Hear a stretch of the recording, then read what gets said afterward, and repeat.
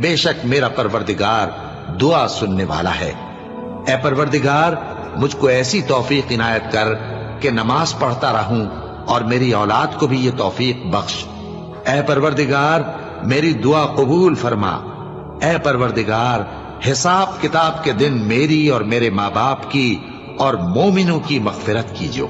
और मोमिनो, ये ना समझना कि ये जालिम जो काम कर रहे हैं अल्लाह उनसे बेखबर है। वो इनको उस दिन तक मोहलत दे रहा है जबकि दहशत के सबब आंखें फटी की फटी रह जाएंगी और लोग सर उठाए हुए मैदान क़यामत की तरफ दौड़ रहे होंगे। उनकी निगाहें खुद अपनी तरफ लौट न सकेंगी और उनके दिल मारे खौफ के हवा हो रहे होंगे।